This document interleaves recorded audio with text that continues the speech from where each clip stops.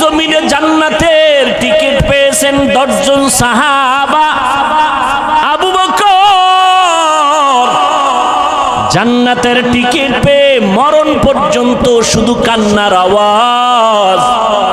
আমি আল্লাহর আদালতে কেমনে দাঁড়াবো, কেমনে হিসাব দিব।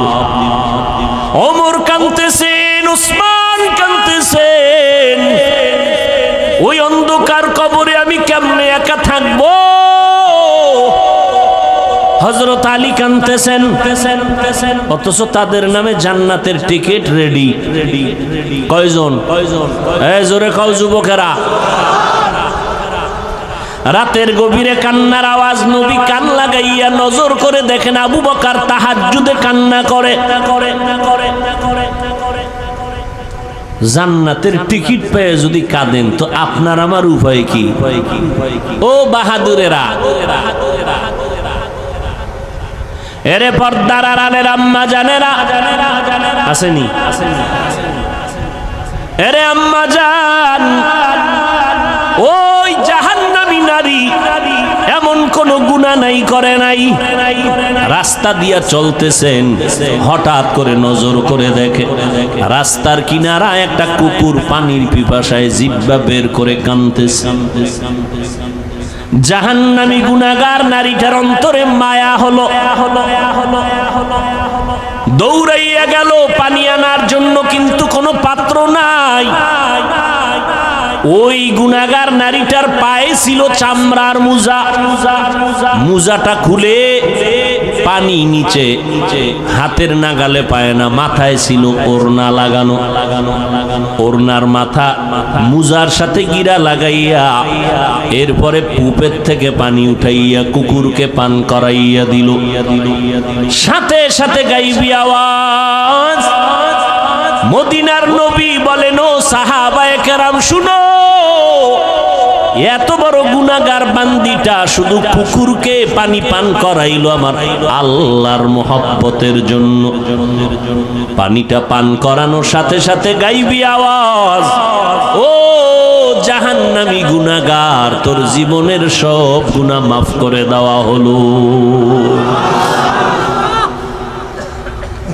এই জন্য কোন ছোট নেক আমলকে ছোট মনে করে ছেড়ে দিবেন না, কারণ একটা ছোট আমল যদি আল্লাহ কবুল করে দেয় এটাই আপনার জন্য বড় পাওয়া। আবার ছোট গুনাহকে গুনাহ মনে করে করবেন না, কারণ একটা ছোট গুনাহে যদি আল্লাহ ধইরা ফেলায় আপনার জীবন শেষ।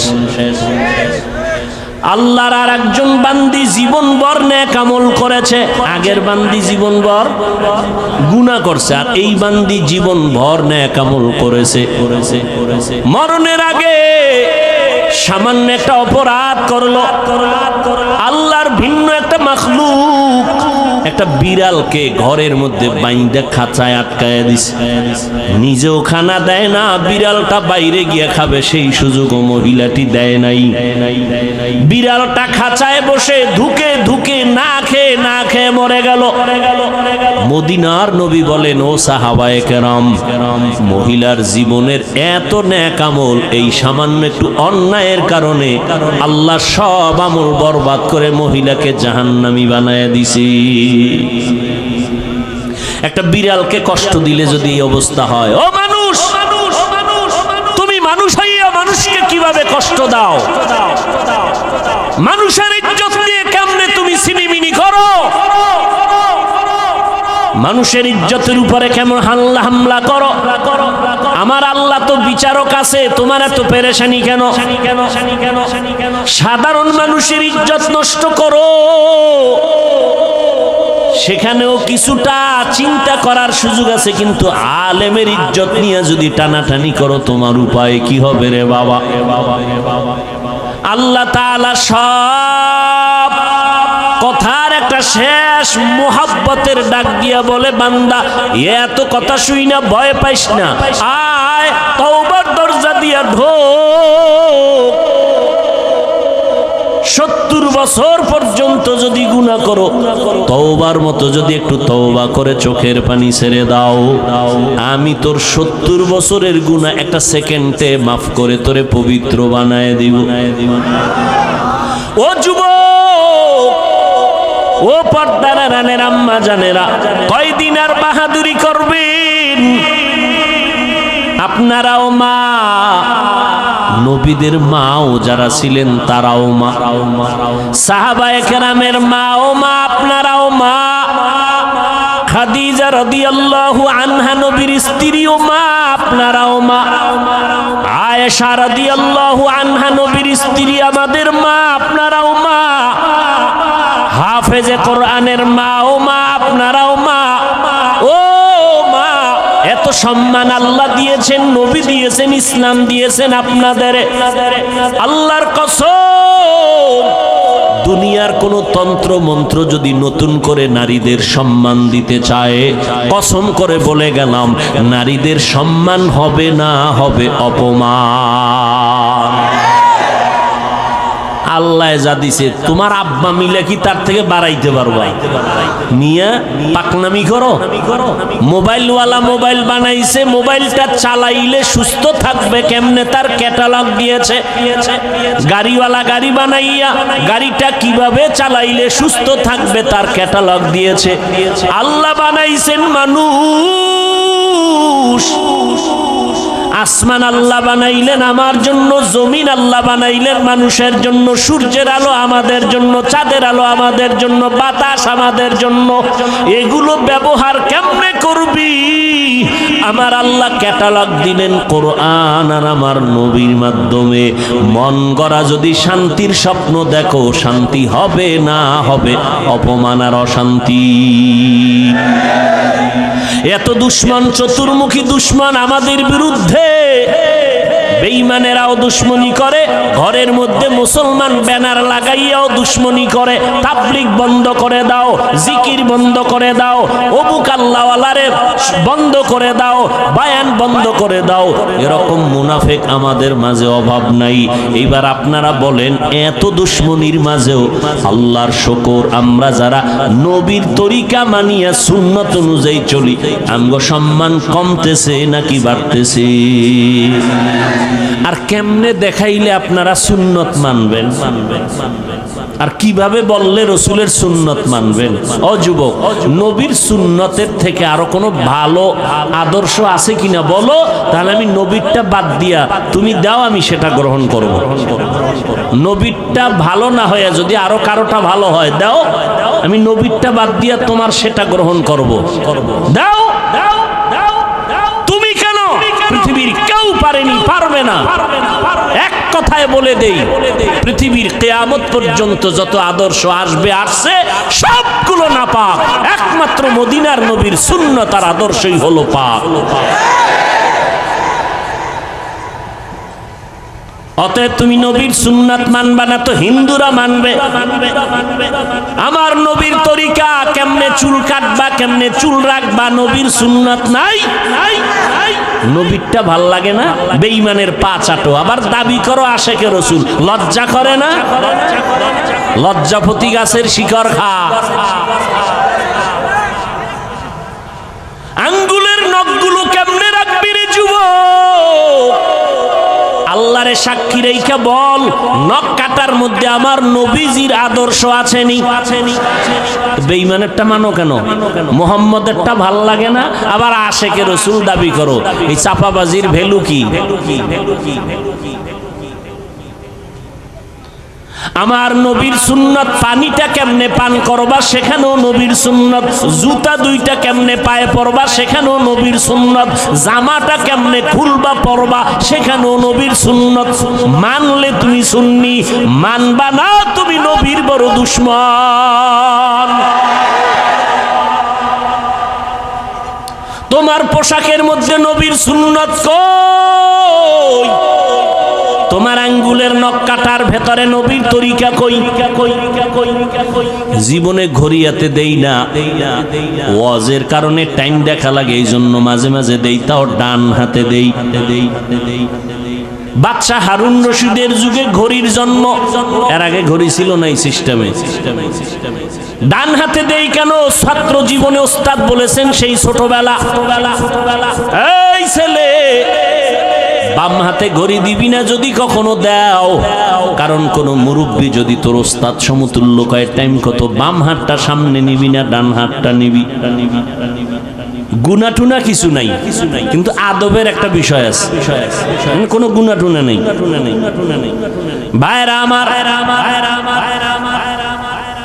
আর তুমি শিক্ষকের সামনে বিড়ি টানো না, হাসো কেন? লজ্জা করে না?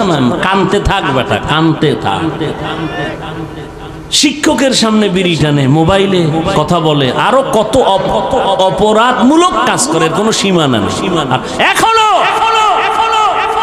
এত বড় বক্তা হইয়াও চেষ্টা করি ওস্তাদ পাইলেই জুতা দুইটা হাতের মধ্যে নিয়ে টানি। মা বাবার জুতা এখনো ধুইয়া দেই। কি শিখেছো? আদব কি শিখেছো? রাস্তা দিয়ে হাঁটলে কোনো মুরব্বির পাশে যদি থাকি, সূর্যের ছায়া পড়লে চেষ্টা করি আমার ওই মুরব্বির ছায়ার উপরে যেন আমার পাও না পড়ে। এটা গুনাটুনা কিছু না, যত আদব দেখাবো তত আল্লাহ খুশি হবেন। আর মায়ের সামনে বাবার সামনে মোবাইল চালাও, টেলিভিশন দেখো, নাচ গান দেখো, লজ্জা করে না? ঘড়িটা হাতে দিয়া বাম হাতে দৌড়াও। বান্ধবী নিয়ে আড্ডা দিতেছো, মা বাবার সামনে লজ্জা করে না? কয় কিসের লজ্জা? আব্বা আম্মাও তো এই পথের যাত্রী। ও আম্মা জান, আপনার ছেলেটাকে ডাক্তার বানাবেন, কলিজা দিয়া দোয়া করে গেলাম, ইঞ্জিনিয়ার বানাবেন, প্রফেসর বানাবেন, এসপি বানাবেন, তবে দাবি হলো বেয়াদব বানাবেন না। আপনার সন্তানের ব্যবহারে যেন কোনো আলেম কষ্ট না পায়, আপনার সন্তানের আচরণ এলাকার কোনো মুরব্বী যেন কষ্ট না পায়, আপনার সন্তানের আচরণে যেন সবাই দোয়া করে। আর এমন আদর্শ সন্তান যদি বানাইতে হয়, আব্বা আম্মাকে আগে আদর্শওয়ালা হওয়া দরকার। ও যুবক, পেছনের গুনার থেকে এখনো সুযোগ আছে, তওবা করো। নবীর তরিকার মালা গলায় লাগাও, দাড়িটা লম্বা করো, 5 বেলার নামাজ পড়ো, মা বাবার খেদমত করে দোয়া নাও, আলেম ওলামাদের দোয়া নিয়ে আমল শুরু করে দাও। তোমার মতো যুবক, আমি বলি না আমগো মতো হুজুর হও না, একবারও না। তুমি যেই লাইনেই আছো ওই লাইনে থাকিয়া নবীর তরিকা মতে চলো, নামাজ পড়ো। তোমার মতো যুবক সন্তান স্কুল কলেজে পড়ে, 5 বেলার নামাজি, মিথ্যা বলবা না, বলো আছে না নাই? তুমি পারো না কেন? আগামীকালকে ওই ছেলে মেয়েদের পাও ধোয়া পানি নিয়ে খালি পেটে 3 বার পান করবা, যে তোরা স্কুল কলেজে পড়ো, নামাজ পড়ো, আমি কেন পারি না? কপাল খারাপ, আব্বা আম্মার বরদোয়া লাগছে আমার কপালে। ও যুবক, তোমার মতো যুবক সন্তান তাকায়া দেখো, র্যাব আর্মি পুলিশ বিডিআরের চাকরি করে দাড়িওয়ালা নামাজি আছে না নাই? তুমি কেন পারবা না? মই নদীর মধ্যে মাছ ধরে, নামাজ ছাড়ে না, জমিনে কৃষি কাজ করে, নামাজ ছাড়ে না, তুমি কেন পারো না? এরে আম্মা জান, আপনার মতো কত মা এলাকায় দেখবেন এখনো 5 বেলার নামাজ পড়ে, তাহাজ্জুদও পড়ে, নাই? এরে আম্মা জান, কেন আপনি পারবেন না? ভালো সন্তান যদি চান, আপনাকে ভালো হতে হবে।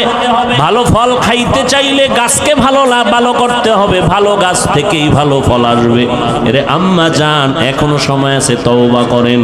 সন্তানের হাত ধরিয়া বলেন, বাবা আর নামাজ ছাড়বি না, মা বাবারে কষ্ট দিবি না, ওলামায়ে কেরামের কথা মেনে আমল করবি, নবীর তরিকা মেনে চলবি। তোরে আমি আদর্শ ডাক্তার বানাইয়া যেতে চাই, তোকে আমি আদর্শ ইঞ্জিনিয়ার বানায় যেতে চাই।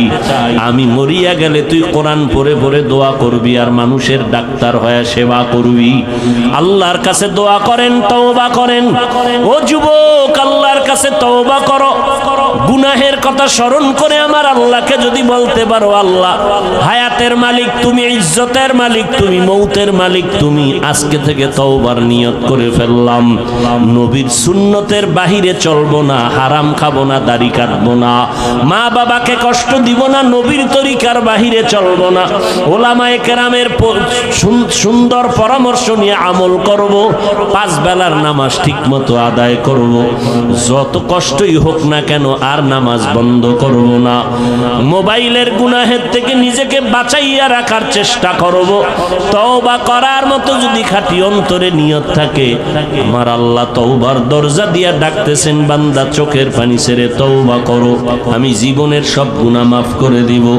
তওবার যদি নিয়ত অন্তরে থাকে, তবে এটাও সত্য কথা, 13টা বছর নবীকে দেখলো, চেহারা দেখলো, বয়ান শুনলো, কালেমা পড়ে না আবু জাহাল। আর ওমরের মতো বান্দা নবীর গর্দান কাটার জন্য আসিয়া কালেমা পড়ে মুসলমান হয়ে গেল। এই জমিনেও কিছু মানুষ এমন থাকবে, কাট্টাস পাথরওয়ালা অন্তর নিয়ে ওয়াজে বৈশা কান্না করে বিদায় হয়ে তওবা করে যাবে, আর নামাজ ছাড়বে না। আবার ওই আবু জাহালের মতো পাথরওয়ালা অন্তর, হাজারো বয়ান শোনার পরেও সে কখনো তওবার নিয়ত করবে না। মন শয়তানের ধোকায় পড়ে বলবে, এত ইবাদত করে কি লাভ, এত সুন্নাত মানিয়া কি লাভ, কপাল পোড়া হইয়া আবার ওয়াজের প্যান্ডেল থেকে বিদায় হবে। তবে যাদের অন্তর তৈরি হয়ে গেছে তওবা করার জন্য, গলায় ছুরি আসলে মরে যাবে আর নামাজ ছাড়বো না, বেপরদায় চলবো না, দাড়ি কাটবো না, মা বাবারে কষ্ট দিব না, নবীর তরিকার বাহিরে চলবো না, ওলামায়ে আহলে হকের পরামর্শ নিয়ে চলবো। তওবা করার মতো যদি কারো নিয়ত হয়, খাঁটি তওবার নিয়তে দুটো হাত আমার আল্লাহকে দেখাইয়া দাও।